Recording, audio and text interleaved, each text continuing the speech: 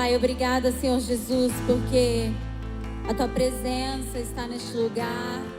Obrigada, Jesus, porque nós cremos que reunidos aqui diante do Teu santo e bendito nome, nós podemos crer, Senhor, que o Senhor nos ouve, que o Senhor está aqui.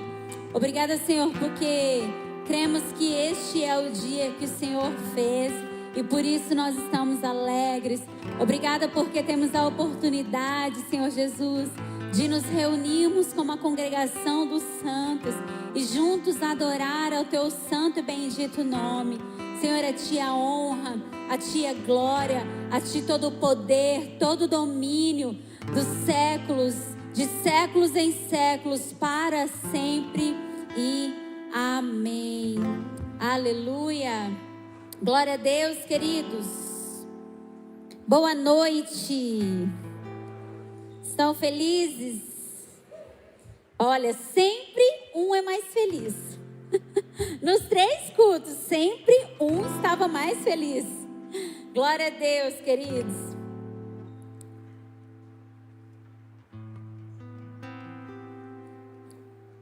Queridos, quem estava aqui na semana passada? Domingo passado? Amém. Quem não estava, para você se situar, nós iniciamos uma série. O nome da série é Não abrimos concessões. E semana passada o pastor Henrique Ladentim, eu te convido depois, se você puder, assistir a pregação, a mensagem da semana passada. O pastor Henrique Ladentim trouxe uma mensagem, né? Ele falou sobre o spoiler que a Bíblia dá a respeito dos últimos dias, a respeito do fim dos tempos. Mateus 24, 4 e 5 diz: Jesus respondeu: cuidado que ninguém os engane, pois muitos virão em meu nome dizendo: eu sou o Cristo, e enganarão a muitos. Queridos, quando os discípulos perguntaram para Jesus: como é que nós vamos saber que está chegando o fim, ou quando chegará o fim?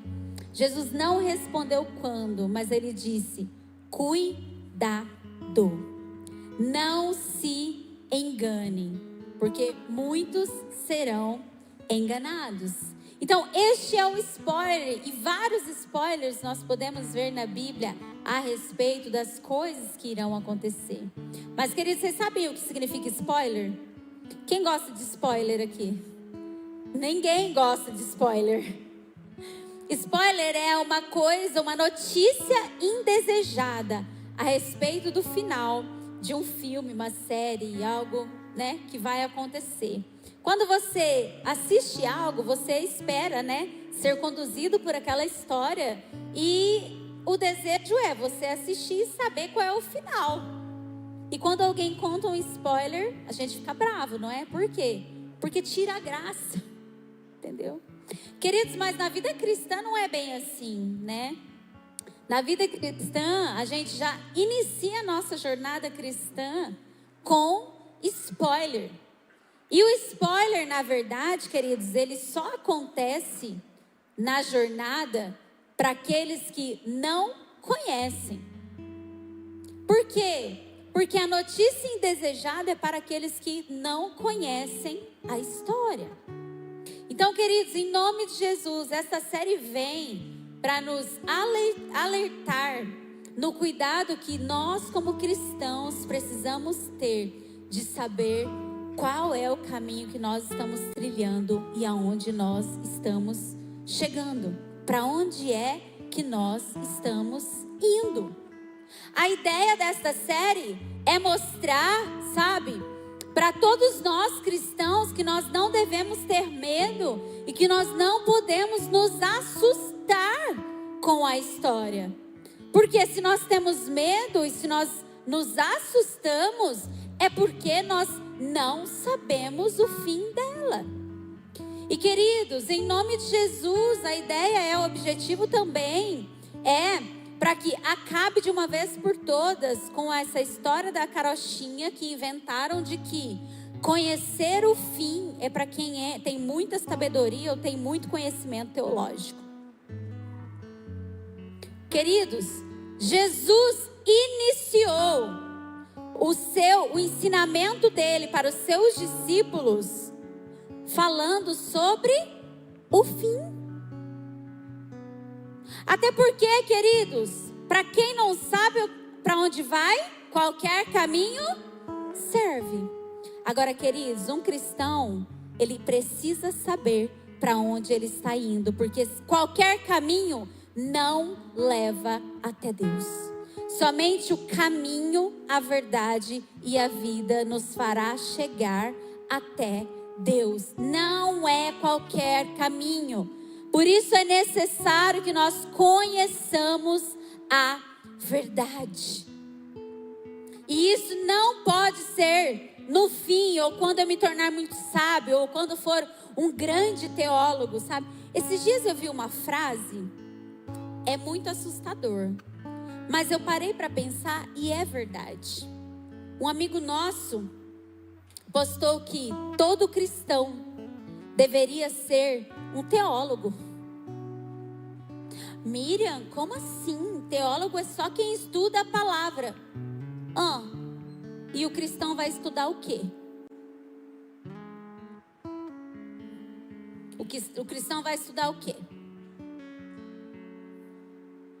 Então todo cristão, queridos, deveria sim ser um estudante da palavra, um estudante a respeito de Deus. Todo cristão, é óbvio, né, que na jornada cristã alguns serão mestres, né?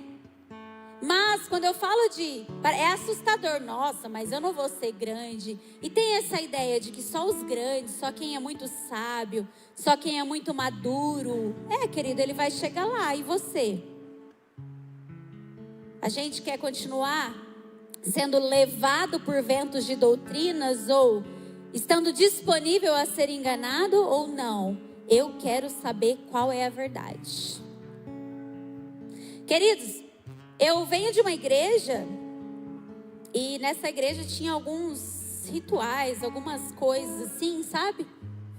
Que quando eu comecei a ler a Bíblia na adolescência, né? Eu lia a Bíblia e eu falava assim, mas não faz muito sentido assim, sabe? Não faz tanto sentido. A gente tem uma frase, né, que fala: vá para uma igreja que está mais próxima da sua Bíblia. E a igreja estava mais próxima da nossa Bíblia, estava a 600 quilômetros de casa. A gente fez o quê? Teve que se mudar. Queridos, não fazia sentido. Então eu tinha uma escolha para fazer. Ou eu continuava ali, vendo tudo e aceitando, o que seria mais fácil, não é verdade? É muito mais fácil continuar mandando Moisés subir o monte. Ou eu ia para a igreja mais próxima da minha Bíblia, porque eu não queria participar mais. Enganado eu já não estava mais sendo, mas eu não queria mais participar do engano, sabe? E queridos, esse é o cuidado que nós como cristãos precisamos ter, sabe? É muito fácil, né, a gente falar, lá no último dia, né, Deus vai falar, eu não conheço. Mas eu preguei, mas eu falei, mas eu expulsei demônio. É muito fácil a gente colocar a culpa em um líder que está enganando. Mas, e nós? E se a gente for enganado? A culpa também é nossa, porque eu me deixei ser enganado. Eu me deixei. Então, se tem pessoas enganando, é porque existem aqueles que não estão buscando a verdade. O tema da nossa mensagem de hoje, queridos, é zele pela sua reputação. 2 Coríntios 8, 21 diz assim: pois estamos tendo o cuidado de fazer o que é correto, não apenas aos olhos do Senhor, mas também aos olhos dos homens. Queridos, Paulo estava falando para o povo de Coríntios: olha, nós estamos tendo o cuidado de fazer tudo correto diante do Senhor. Glória a Deus por isso, sabe? É extremamente importante nós buscarmos todos os dias fazer o que é correto diante do Senhor. Mas mais importante que isso, queridos, o que vai mostrar se realmente eu estou fazendo o que é correto ao Senhor é o que é que eu estou fazendo diante dos olhos dos homens. Afinal de contas, 2 Coríntios 3, 2 e 3 diz: vocês mesmos são a nossa carta, escrita em nosso coração, conhecida e lida por todos.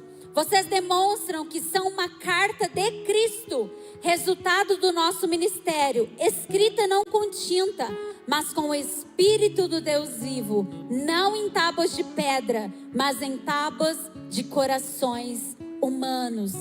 Queridos, nós somos cartas vivas. Nós levamos a mensagem.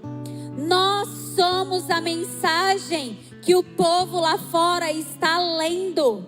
Nós somos a mensagem que eles estão desejando. A palavra diz que a criação geme e aguarda com grande expectativa pela manifestação dos filhos de Deus. Agora eu pergunto, o que é que as pessoas têm lido a respeito de Deus através da sua vida? O que é que a sua reputação tem falado diante dos homens?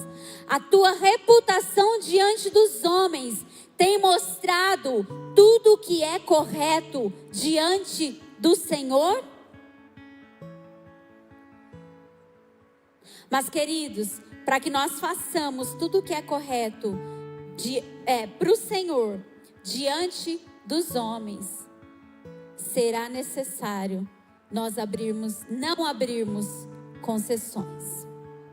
Para nós continuarmos fazendo tudo o que é correto diante dos homens, será necessário nós falarmos muitos nãos. Até porque se nós somos cartas vivas, nós precisamos falar como Jesus fala, andar como Ele anda, fazer o que Ele fazia. Então é necessário nós deixarmos de fazer algumas coisas para que façamos o que é correto diante do Senhor. Afinal, a Bíblia diz: aquele que me ama, pratica. Aquele que me ama, obedece. Aquele que me ama, cumpre as minhas palavras. Nós somos cartas vivas. Mas para a gente ser a carta que gera a boa notícia precisa estar escrita nos nossos corações.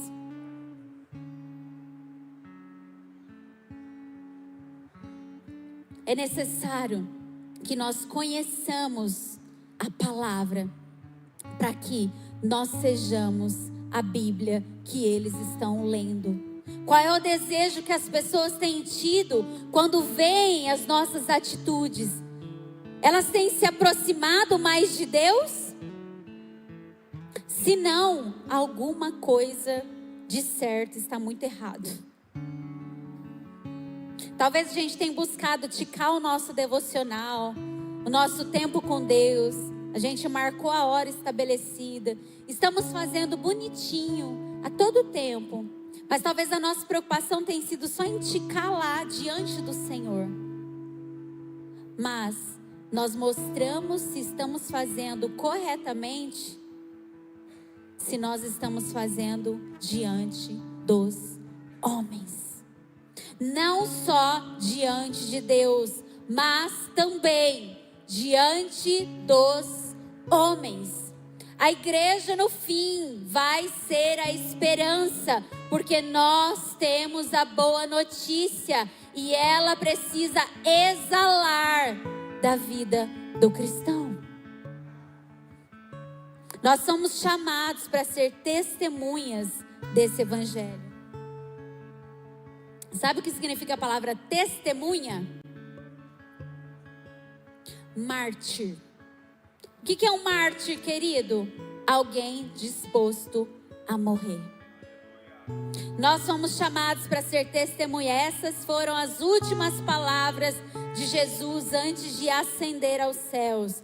Vocês serão minhas testemunhas, tanto em Jerusalém, Judeia, Samaria e até os confins da terra. E eu estarei com vocês todos os dias até a consumação do século. Aleluia! Glória a Deus! Queridos, nós fomos chamados para carregar esta mensagem. Nós não fomos chamados só para entrar no quarto, mas nós fomos chamados também para sair dele. Já leu lá em Cantares? A noiva entrou no quarto, Cantares 2, se eu não me engano. Ela entra no quarto e fica lá com seu amado. Uau, que gostoso aqui. Mas o amado começa a chamar ela para fora. Ei, venha. Bate na porta, pede para ela abrir. Não, o quarto está muito bom. Aqui está maravilhoso. Aqui eu me apaixono, eu sou apaixonada. Aqui eu mostro todo o amor. E o noivo fica chamando ela e ela não sai. E de repente, quando ela resolve abrir a porta, o noivo não está mais lá. E a Bíblia diz que ela sai à procura do noivo. E sabe o que acontece com ela? Porque ela não saiu na hora que ele chamou, ela tomou uma surra. Porque, queridos, nós somos chamados para entrar no quarto e estar com ele. Mas ele tem nos chamado também para que nós saiamos e mostremos para todos quem é o nosso noivo, a quem nós esperamos, para quem é que nós estamos nos preparando. Ele tem feito esse convite todos os dias. Todos os dias nós somos convidados a viver de uma maneira correta diante do Senhor e para manifestar isto lá fora. Abre aí Salmo 1. Nós vamos ver aqui. Para quem me conhece, sabe que eu gosto muito das comparações e contrastes que a Bíblia nos mostra. Então a Bíblia, ela mostra o bom caminho, as coisas boas, a verdade, mas ela também contrasta e mostra o que não é o bom caminho, o que é mentira e para onde nós não podemos ir. Eu gosto muito das comparações, sabe, bíblicas. E aqui em Salmo 1 nós vemos isso. Abra aí Salmo capítulo 1. Diz assim: como é feliz aquele que não segue o conselho dos ímpios, não imita a conduta dos pecadores, nem se assenta na roda dos zombadores. Ao contrário, a sua satisfação está na lei do Senhor, e nessa lei medita dia e noite. É como árvore plantada à beira das águas correntes, dá fruto no tempo certo e suas folhas não murcham. Tudo o que faz prospera. Não é o caso dos ímpios, são como palha que o vento leva. Por isso, os ímpios não resistirão no julgamento, nem os pecadores na comunidade dos justos, pois o Senhor aprova o caminho dos justos, mas o caminho dos ímpios leva à destruição. Queridos, o primeiro salmo aqui deste livro, um livro que contém muitas canções, né? O primeiro salmo escolhido é um salmo que fala de sabedoria. Um salmo que fala sobre a sabedoria nas escolhas do homem, sabe? E eu diria também que é um salmo que deve reger a vida de todo cristão. Nós devemos ler esse salmo e aprender como viver com Deus em primeiro lugar. Esse salmo aqui, ele fala de pessoas, caminhos e destinos. Nós temos aqui um contraste neste salmo entre pessoas, quais os caminhos que cada um quer seguir e qual o destino que eles recebem por conta dos caminhos que seguiram e por conta de quem eles foram e o que eles fizeram e deixaram de fazer. Nós temos aí do verso 1 ao 4, nós temos aí a conduta das pessoas. E essa conduta faz com que elas sejam distinguidas, separadas. Então, a conduta, a maneira delas viver, faz com que elas sejam distinguidas. Nós temos aí então a distinção entre os justos e os ímpios. E do verso 5 ao 6, nós vemos a distinção do resultado.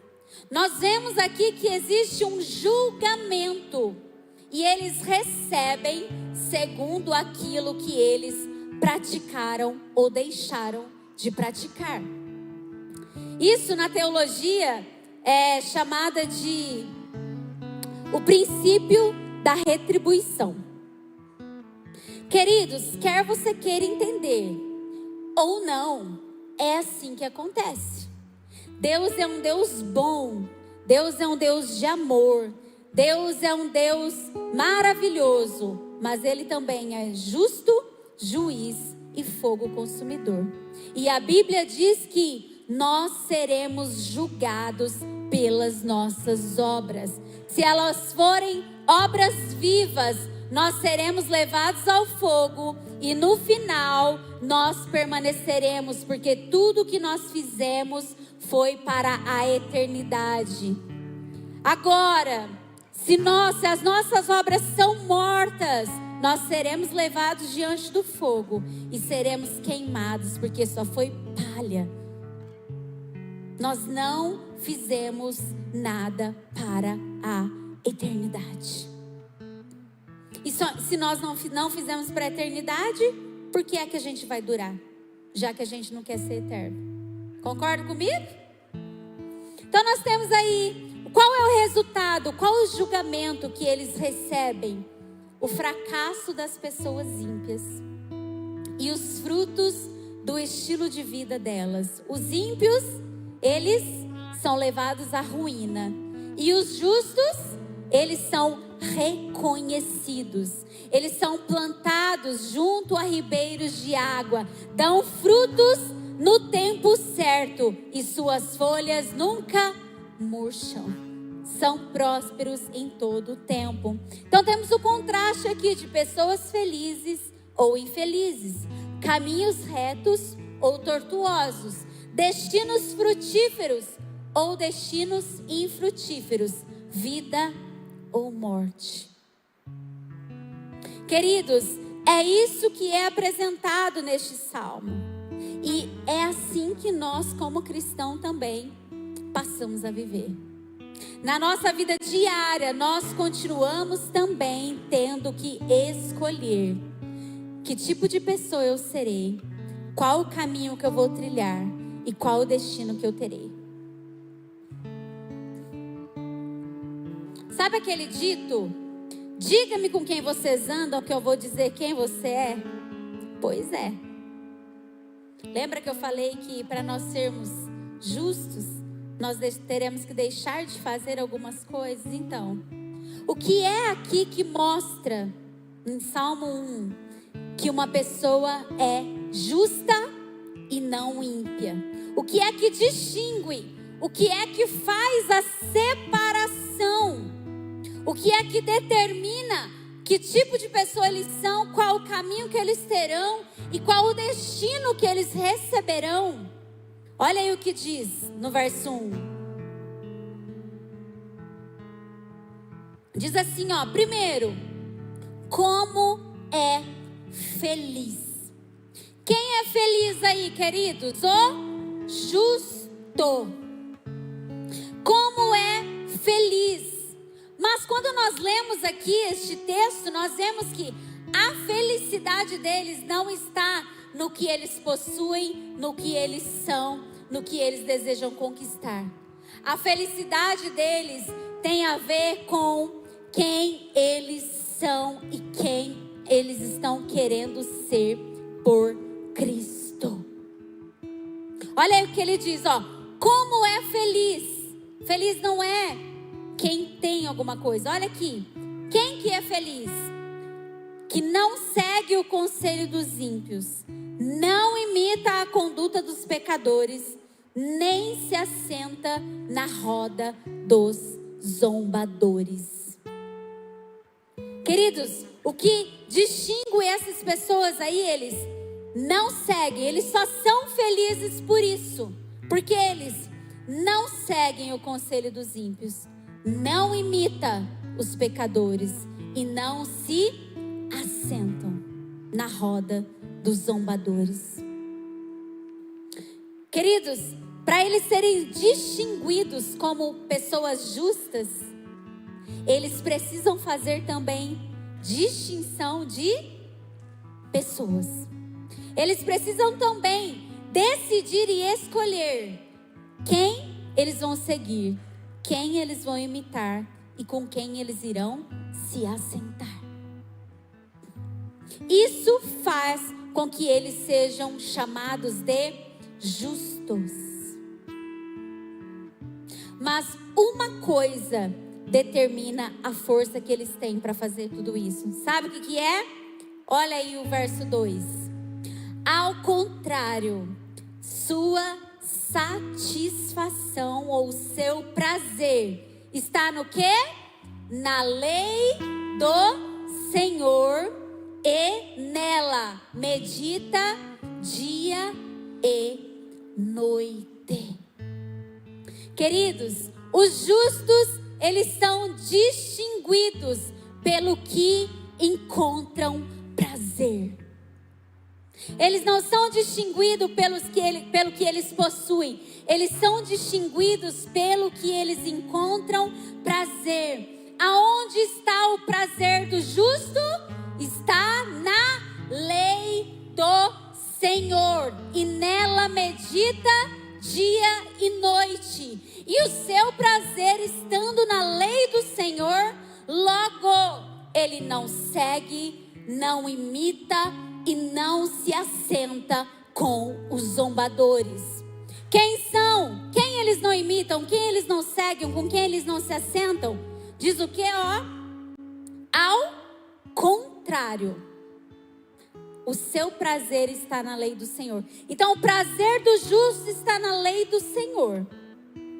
Se este é o contrário, quem eles estão deixando de seguir, imitar ou se assentar? Aonde está o prazer deles? Fora da lei do Senhor. Queridos, eles são chamados de justos, porque tudo o que eles fazem é medido pela régua do prazer. Aonde está o seu prazer mesmo? Ah, não é na lei do Senhor? Então é para lá que eu vou. Quem é você mesmo? Ah, não quer seguir ao Senhor? Então eu não vou andar com você. Quem que é você? Ah, nossa, você tem tudo isso? Você é um bilionário? Você tem...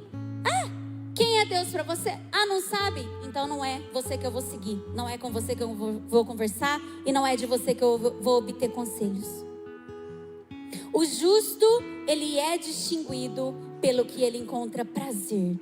E o prazer dele faz com que ele não siga, não imita e nem se assente com aqueles que não têm o prazer na lei do Senhor.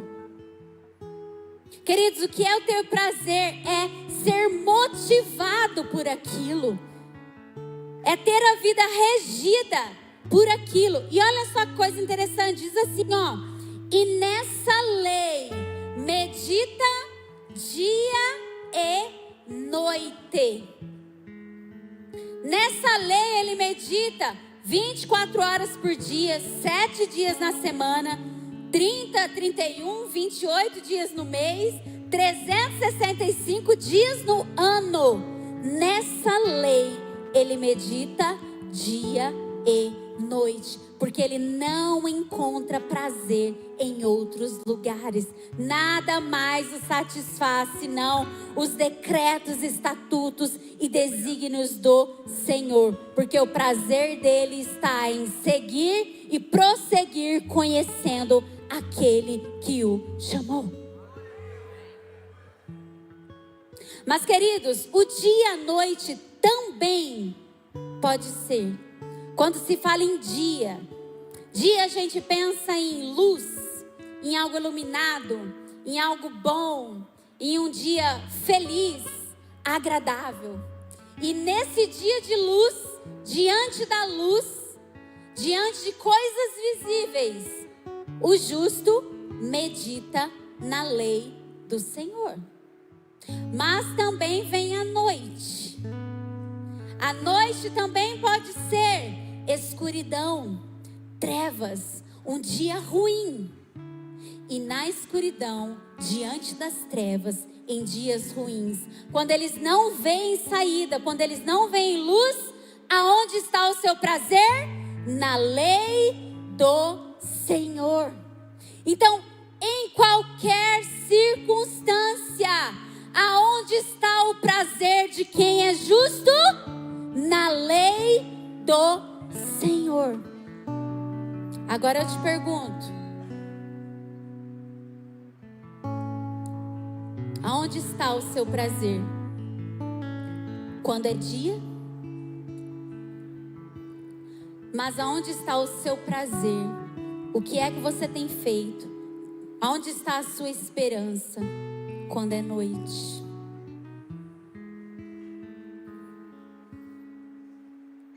Será que o que tem motivado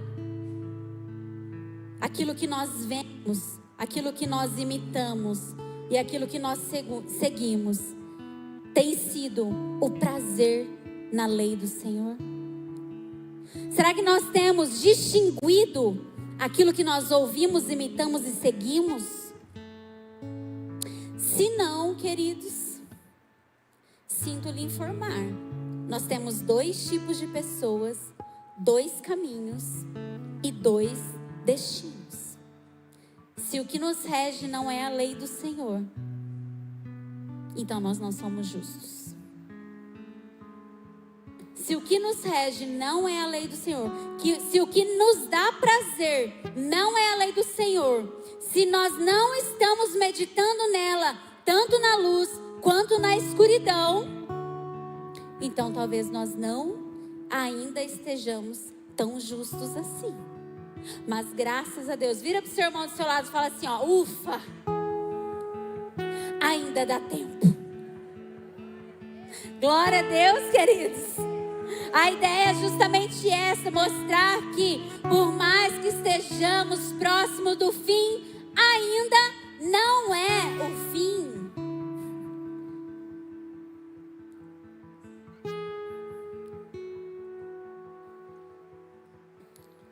Do Salmo 1, então, queridos, nós aprendemos que o justo e o ímpio são distinguidos por aquilo que eles encontram prazer.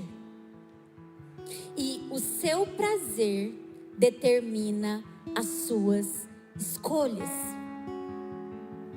E esta escolha, queridos, ela é vista em toda a Bíblia. Desde o início, desde a criação do homem, Deus determinou que deveria haver uma escolha. Olha como Deus é bom, Deus é grande, Deus é amor. E queridos, Deus não tinha falta de nada, tá? Não vem com essa história de que Deus criou o homem para tapar um buraco que ficou vago. Não, queridos. A Trindade, ela é muito bem estabelecida, Pai, Filho e Espírito. Eles têm muito amor entre si. E a história não é bem assim. Existe tanto amor, que então Deus decide: façamos um homem para que nós possamos compartilhar deste amor. Façamos um homem para que ele seja parecido conosco e também compartilhem deste amor. Mas ele faz um homem e determina uma escolha desde o início. Ele faz Adão e ele se relaciona com Adão. Mas Adão tinha que fazer uma escolha. Você quer o conhecimento através de Deus ou você quer conhecimento através das coisas terrenas?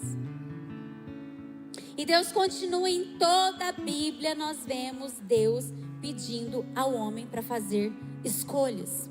Abre lá em Deuteronômio 30, verso 11.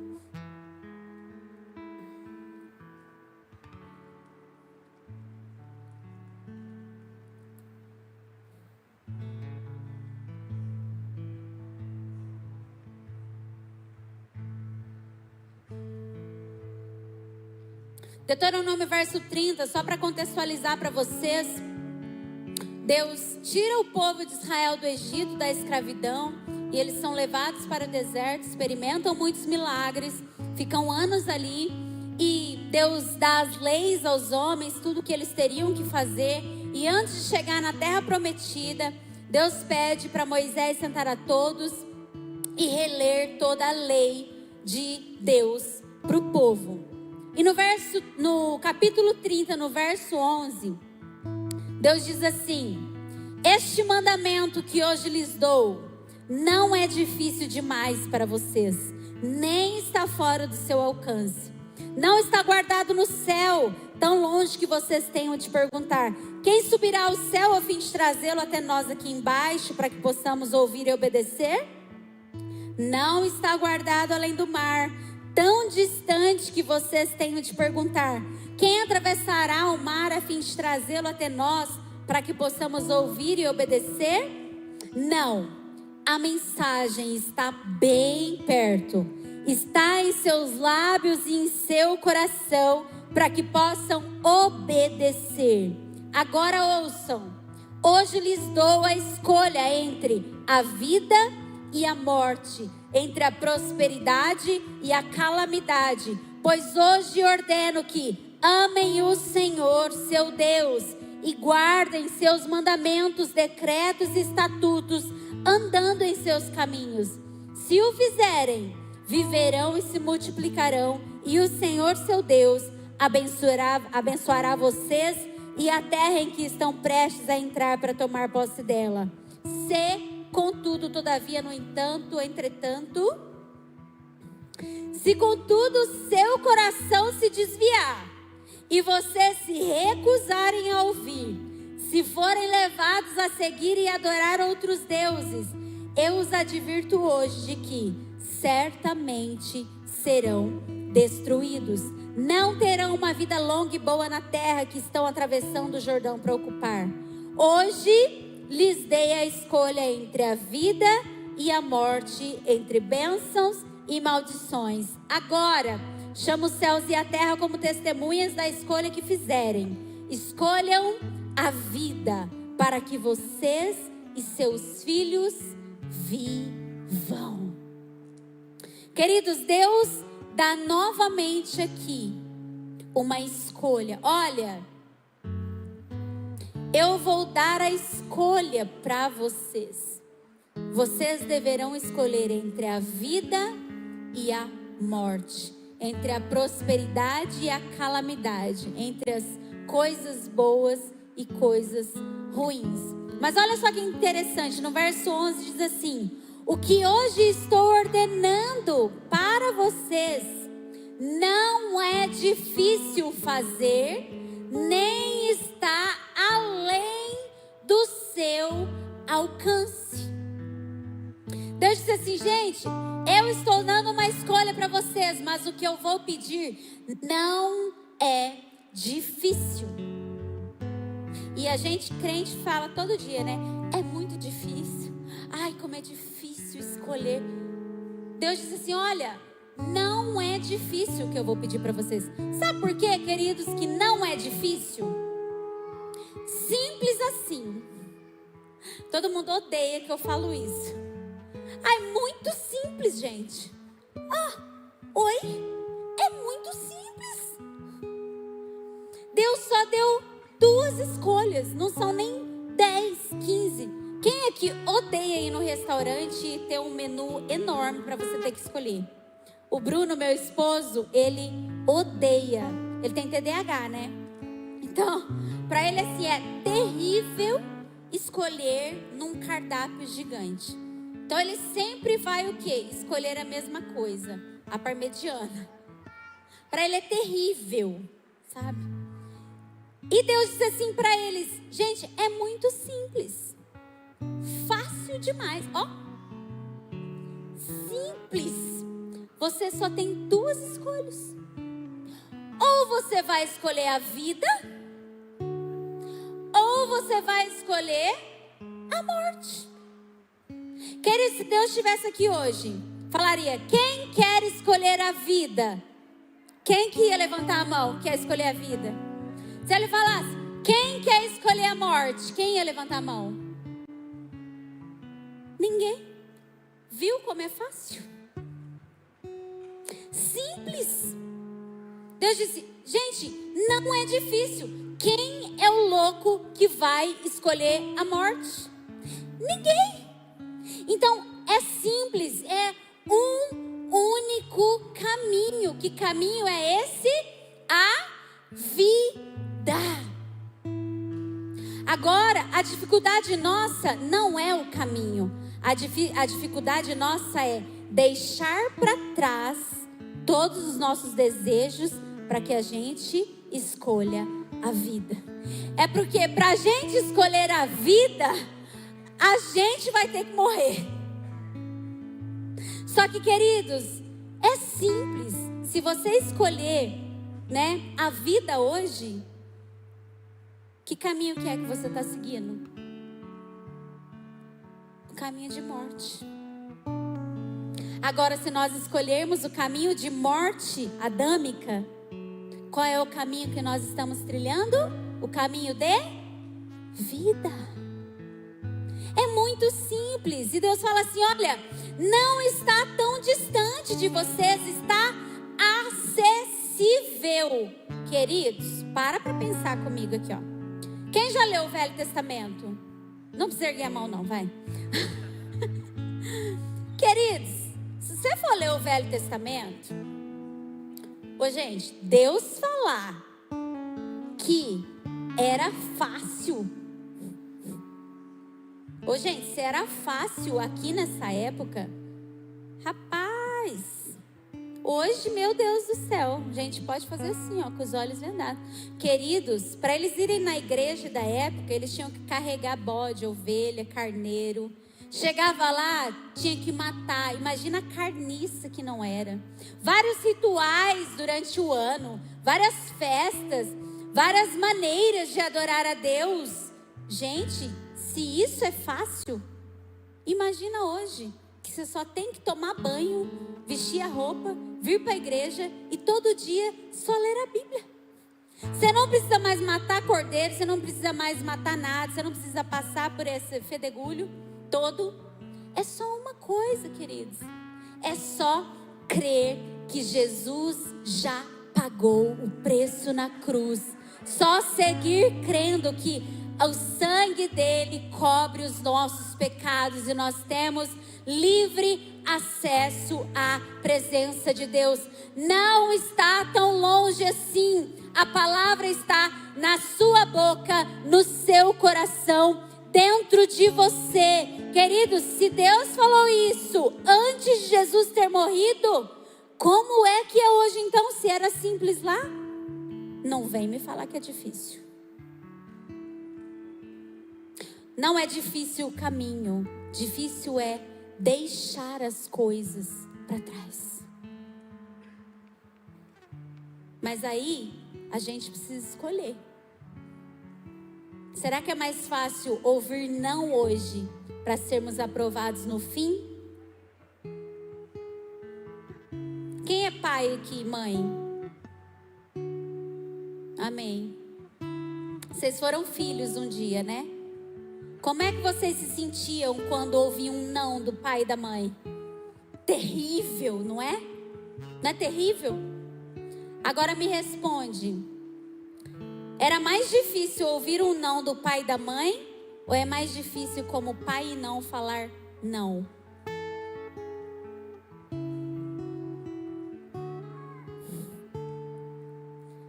Acho que todos vão concordar comigo que é muito mais difícil falar não.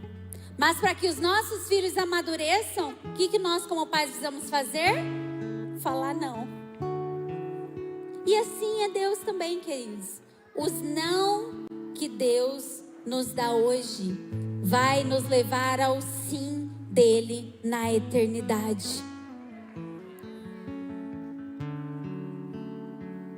Agora, talvez se a gente só quiser o sim, aquilo que eu quero, aquilo que eu desejo, aquilo que eu sinto, aí lá na eternidade, talvez, a gente ouça: desculpa, querido, você escolheu outro caminho, não é esse que dá nessa porta. Queridos, abrem em Mateus 24. Nós vamos ver em um exemplo que Jesus deu a respeito do fim dos tempos. A escolha que cada um deve fazer, como será, e a reputação dos filhos de Deus. Mateus 24. Queridos, se você quiser saber sobre o fim, vai lá em Mateus 24, que lá está escrito tudo. Só vai ser spoiler para você se você não estudar as escrituras. E aí a ideia é que você fale spoiler para todo mundo, tá bom, gente? Não é proibido dar spoiler a respeito do fim. Amém? Mateus 24, verso 36. Diz assim: quanto ao dia e a hora, ninguém sabe, nem os anjos dos céus, nem o Filho, senão somente o Pai. Como foi nos dias de Noé, assim também será a vinda do Filho do Homem. Pois nos dias anteriores ao dilúvio, o povo vivia comendo e bebendo, casando-se e dando-se em casamento, até o dia em que Noé entrou na arca, e eles nada perceberam, até que veio o dilúvio e os levou a todos. Assim acontecerá na vinda do Filho do Homem.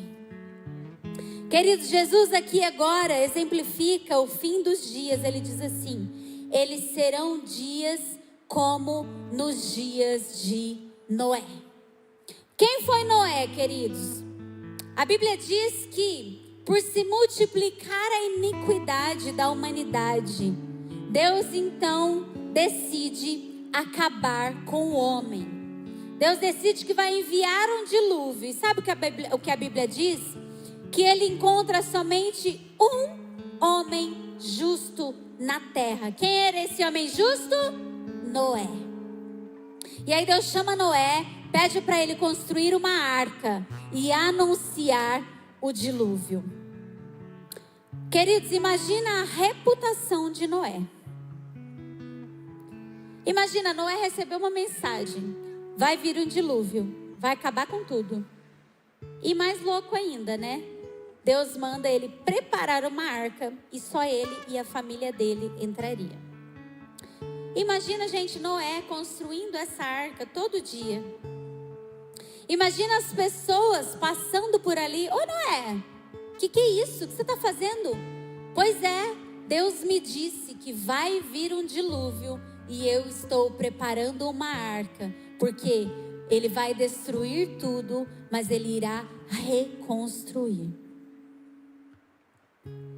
O que é que as pessoas deviam pensar a respeito de Noé e a respeito da mensagem que ele estava pregando? Você acha que Noé era bem visto pelas pessoas? Queridos, Noé era visto o quê? Louco, fanático, iludido. Nossa, Moisés, já faz anos. Queridos, imagina quanto tempo Noé não demorou para construir a arca. Alguns dizem 120 anos, mas não se é certo isso, tá? É só por conta do versículo que Deus diz que daria somente 120 anos para a humanidade. Imagina esse tempo, queridos. Todo dia o povo passando. E aí, Noé?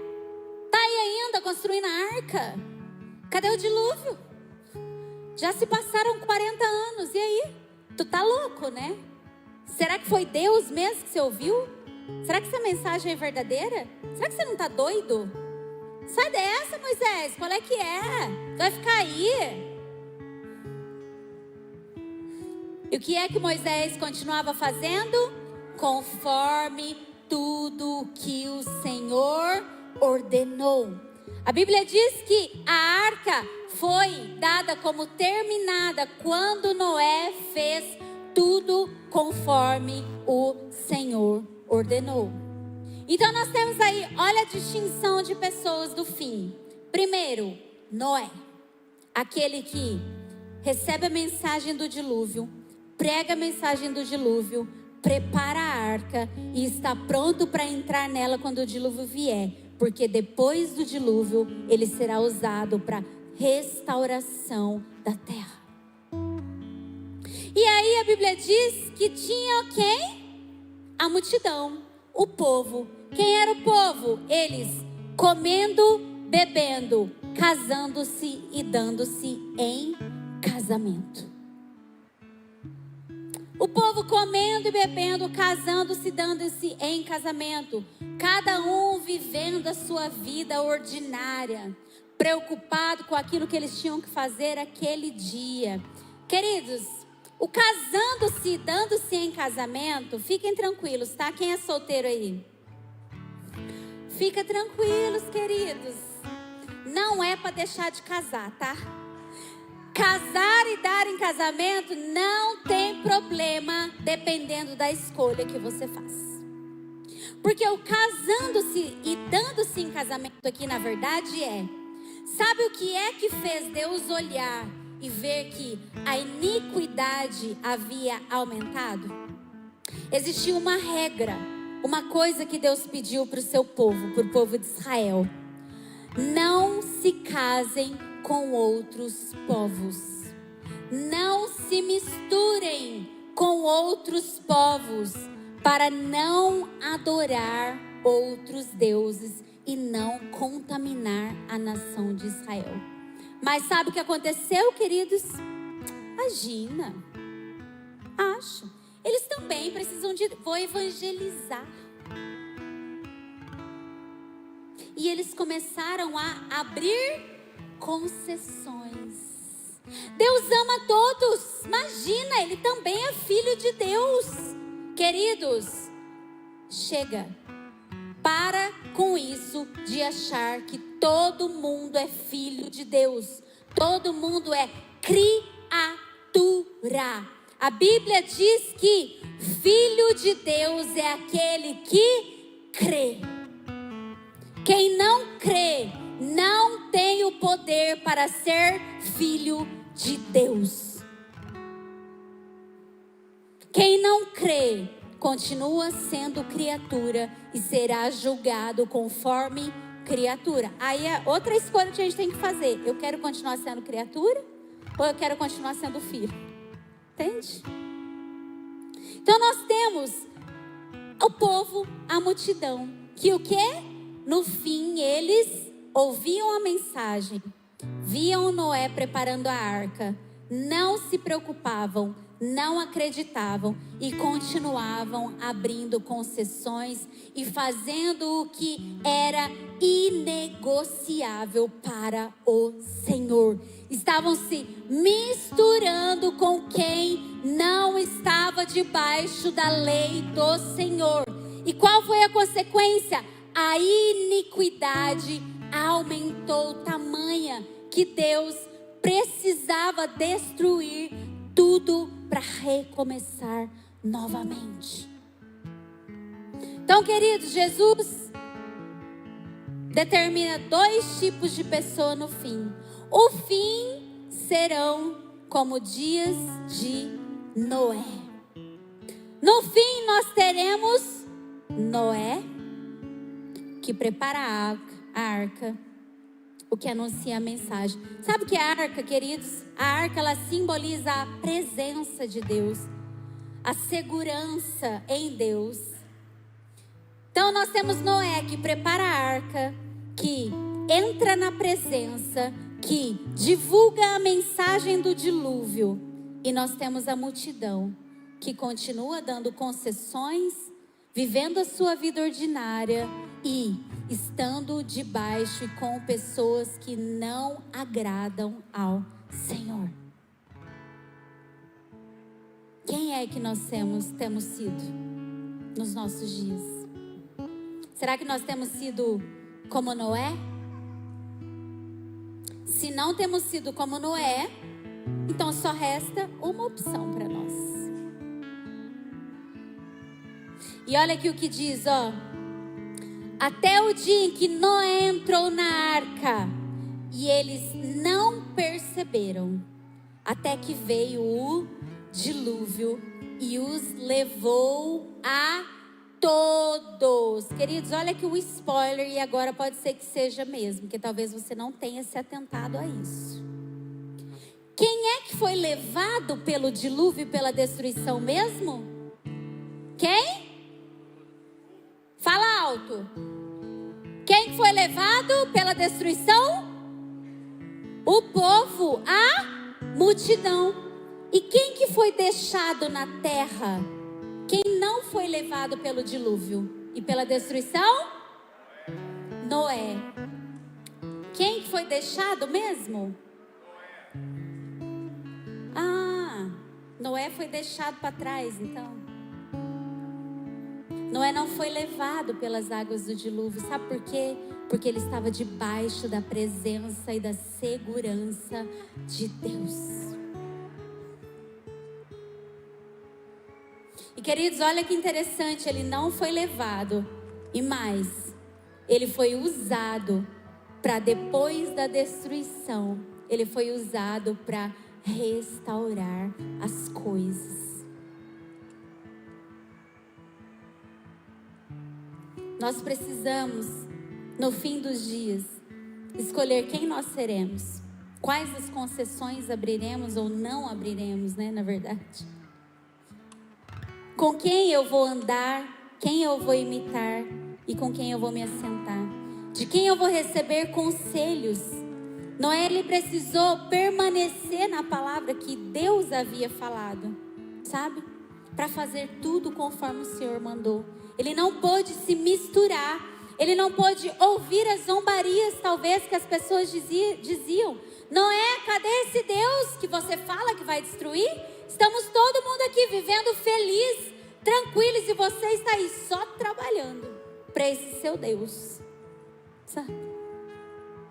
Mas ele no fim foi considerado justo e permaneceu seguro, porque estava dentro da presença, dentro da arca. Na presença nós estaremos seguros. Debaixo da sombra do Onipotente é o único lugar que nós poderemos estar seguros. Mas se nós estivermos ali, só assim nós seremos considerados justos e seremos justificados até o fim.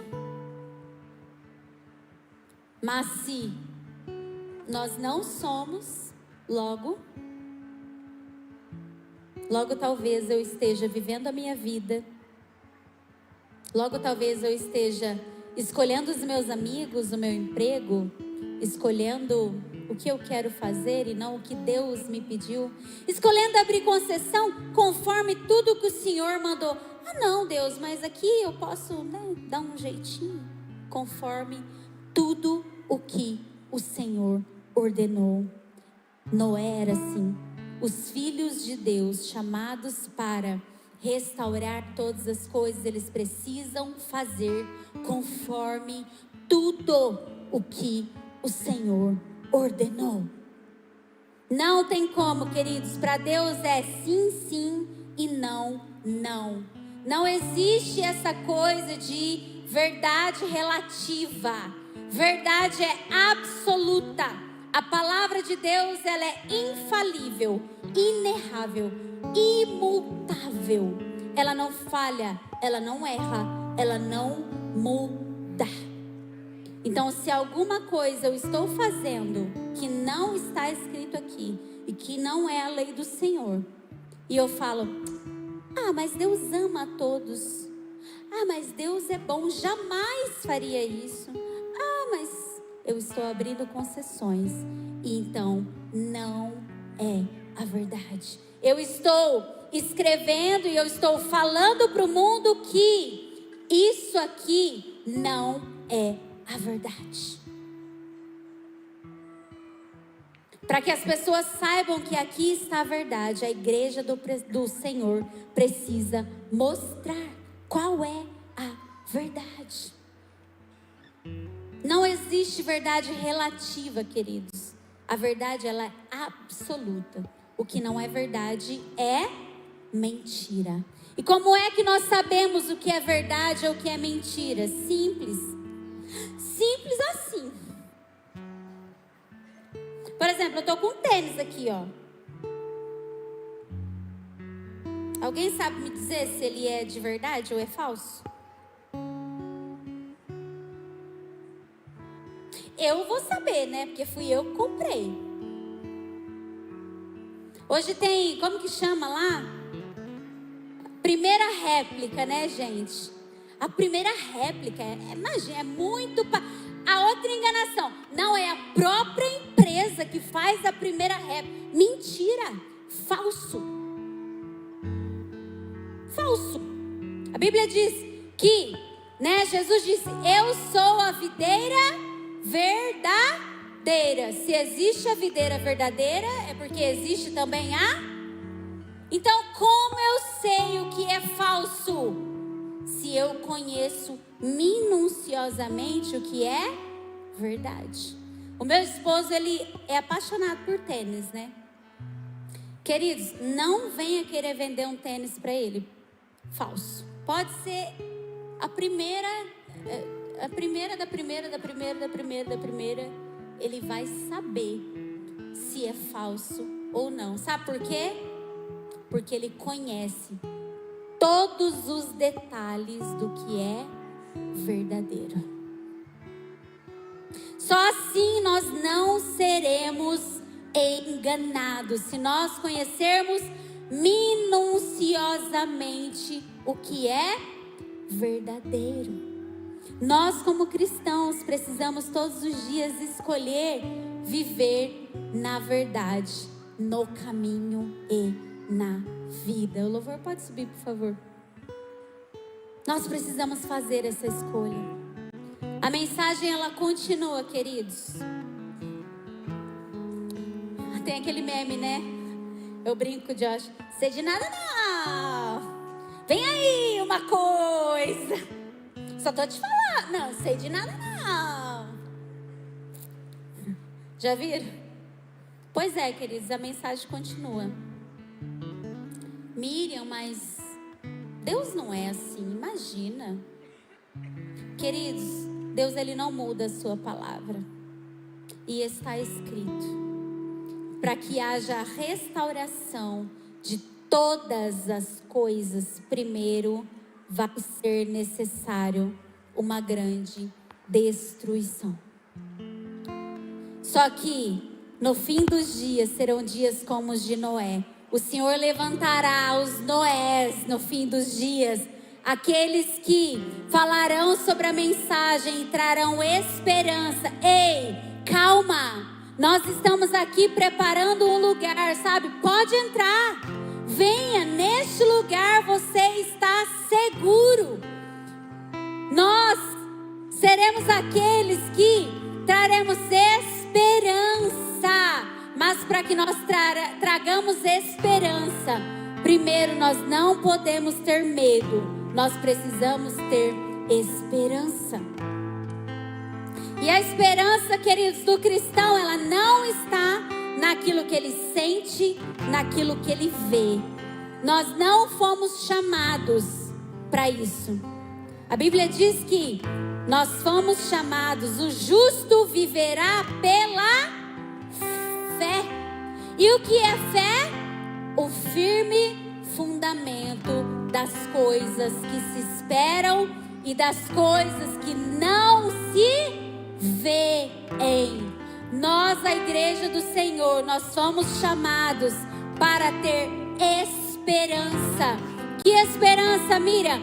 Esperança naquele dia. Esperança de que o Senhor deseja restaurar todas as coisas. Por mais que talvez aconteçam coisas ruins, é desejo do Senhor a restauração. Mas para que haja restauração, nós precisamos fazer a nossa escolha.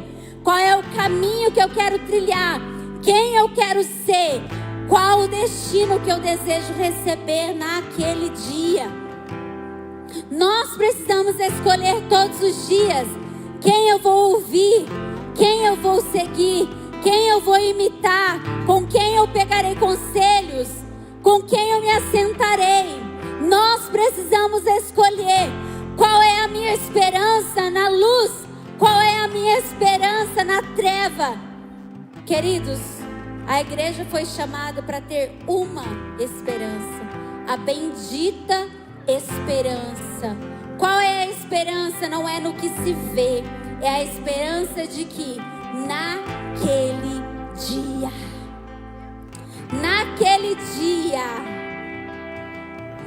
nós seremos chamados para desfrutar com Ele das bodas do Cordeiro. Nós estamos sendo preparados dia após dia como noivas do Cordeiro. Nós estamos nos preparando para que neste dia o céu invada a terra. Mas para que neste dia eu veja e eu seja também usado para isso, é necessário hoje que a minha oração seja: Senhor, que seja feita a Tua vontade, assim na terra como é no céu. Não dá mais para a igreja do Senhor querer viver abrindo concessões. Não dá mais para nós nos misturarmos, queridos. Sabe qual é o evangelho que nós vamos pregar? O evangelho do nosso testemunho. Quem eu sou em Cristo. Aquilo que nós fazemos vai falar mais alto do que aquilo que nós comunicamos com as nossas palavras. Até porque tem muita gente comunicando muita coisa bonita, mas está tudo errado. Estão comunicando muitas coisas bonitas, mas é porque a palavra diz também que nos últimos dias os homens levantarão mestres para que falem para si mesmos aquilo que eles querem ouvir e não aquilo que está na lei do Senhor. Mas tomem cuidado, porque muitos serão enganados. Sabe por que eles serão enganados? Porque não fazem a escolha hoje de trilhar um caminho de vida. Porque tem medo, não tem esperança, não tem fé necessária no que ele vê. Porque talvez o que nós vemos todos os dias, realmente, queridos, eu concordo. O que nós vemos todos os dias é necessário muita fé para crer que Deus continua fazendo uma boa obra. Mas nós como igreja não fomos chamados para viver pelo aquilo que nós sentimos. Nós somos chamados para crer que somente quando Deus invadir a terra, somente quando Ele habitar conosco, a Bíblia diz que naquele dia não haverá mais choro, tristeza. Naquele dia não haverá mais morte. Naquele dia não haverá mais destruição, porque Ele vai restaurar todas as coisas. Mas é naquele dia, queridos. Hoje a igreja do Senhor é chamada para crer que está dando tudo ruim, as Assim como Noé, queridos, pensa Noé, dentro da arca, um fedor, vários animais lá fazendo suas necessidades, ele tendo que alimentar os animais todos os dias. Mas, querido, onde que estava melhor? Ali dentro da arca, com aquele cheiro fedido daquele jeito? Ou lá fora no dilúvio? Sabe aquela história? Tá ruim, mas tá bom? Queridos, assim nós somos chamados. Tá ruim? Permaneça. Tá ruim, mas é o melhor caminho. Porque é um caminho de esperança que leva para a vida eterna. É um caminho em que nós sabemos que estamos seguros, porque a presença, a lei do Senhor, aquilo que Ele fala, nós cremos e ela é imutável, infalível e inerrante. Apocalipse 12:11, para nós terminar. Diz assim: eles o venceram. Eles o venceram. Venceu quem? Venceu o diabo, Satanás, o falso mestre. Venceu os enganos do anticristo. Venceu a falsa mensagem. Venceu a mensagem humanista. Venceu os desejos humanos. Eles o venceram pelo sangue do Cordeiro e pela palavra do testemunho que deram. Ei, Cristo, pelo sangue do Cordeiro, mas também pelo testemunho que eles deram. O testemunho deles condizia com quem Cristo é. E diz assim: diante da morte, não amaram a própria vida. Queridos, no último dia, sabe quem vai ser vencedor? Não é quem é mais forte, não é quem tem mais coisas, não é quem parece mais feliz.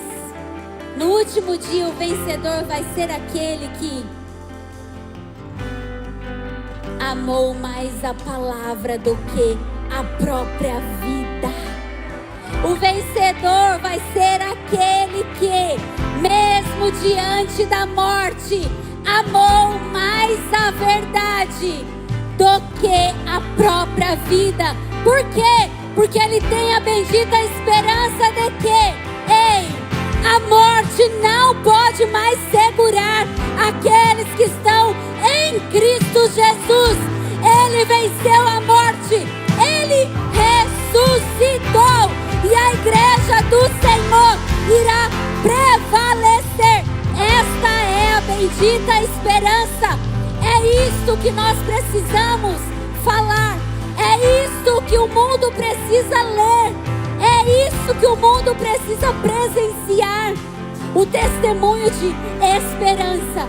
A esperança de um Deus que cura. A esperança de um Deus que traz prosperidade. A esperança de um Deus que faz coisas boas. Não, queridos. A esperança de que naquele dia não haverá mais doença, não haverá mais morte, não haverá mais tristeza, não haverá mais dor, mas não haverá para aqueles que estão em Cristo Jesus, porque a palavra diz que no último dia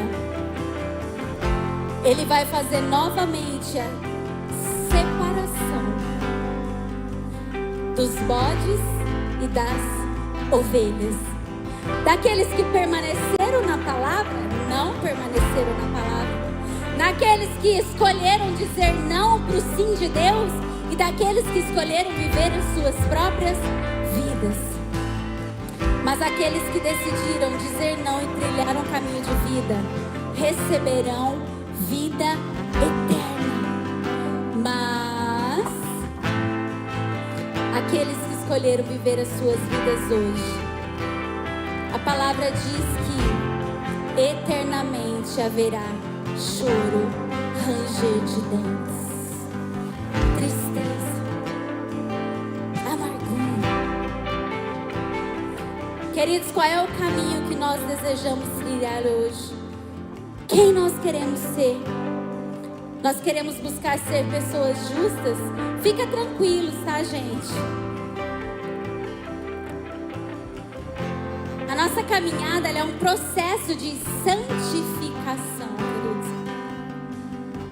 Nós somos chamados para sermos justificados pelo Senhor. Não é da noite para o dia, é dia após dia, de glória em glória. Nós vamos recebendo a revelação de Cristo e manifestando a glória dele. O Senhor deseja se revelar, não só para o povo dele, sabe? Mas ele deseja se revelar para todo. A Bíblia diz que todo olho verá.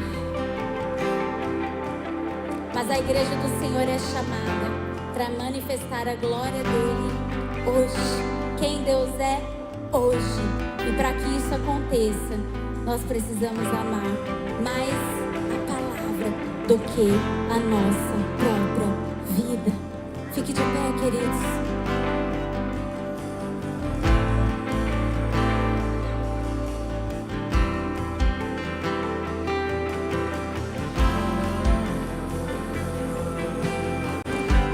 Nossa oração nesta noite, Senhor.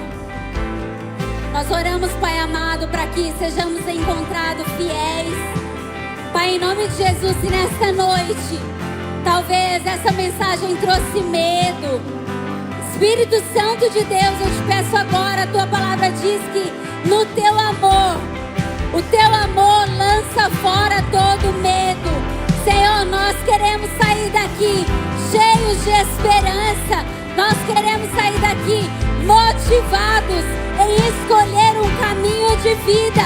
Pai, em nome de Jesus, ajuda-nos nas nossas fraquezas, ajuda-nos nas nossas limitações. Pai, em nome de Jesus, abra o nosso entendimento, abra o nosso desejo, revele o seu amor para cada um de nós.